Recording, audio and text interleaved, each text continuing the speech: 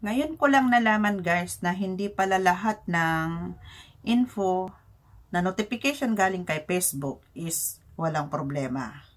Ang sabi sa akin kasi, dumating ang notification na i-shout out ko daw ang mga newest followers. Ang sabi dito, shout out to my newest followers. Excited to have you on board. So, may pagpipilian tayo kung reels natin or story or post lang ang nakalagay doon, di ba?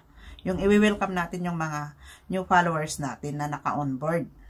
So, ang ginawa ko, ni-reels ko siya. Ni-reels ko, alam nyo ang nangyari. Pinost ko siya ng madaling araw kasi nag-check ako nung pagising na ako. Pagkabangon ko, bago ako bumangon, chinik ko siya. Alam nyo ang nangyari. Ang sabi dito, this post may go against our guidelines, suggested content, sabi niya. So, nung tinignan ko, chinik ko sa profile recommendation ko, ang sabi niya, Odessa Melido created a post as the page that was flagged unsafe, sabi niya. Sabi ko, inutusan niya ako na i-post ito, i-welcome ang mga new followers na nasa onboard. Bakit nagkaroon ng flag content? Starting healthy conversation and sharing unique content means we're showing your page to new people. So, ginawa niyang na flag content tuloy ang pag-welcome. So, hindi pala lahat ng notification na galing sa kanya is safe. Hindi ko alam kung anong meron at mali doon. Kasi we-welcome mo lang, di ba? Pag pinindot mo yun, i-welcome mo lang sila na magpapasalamat ka dahil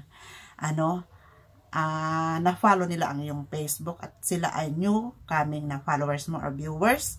Bakit nagkaroon ng flag content iyon? So, hindi lahat ng notification galing sa kanya is safe. I-check nyo lagi after nyo na-post ito, paki-check sa profile recommendation or sa monetization kung kayo ay monetize na. Or kung hindi pa, ganun din. Kaya, check nyo lang lagi ang iyong upload na video.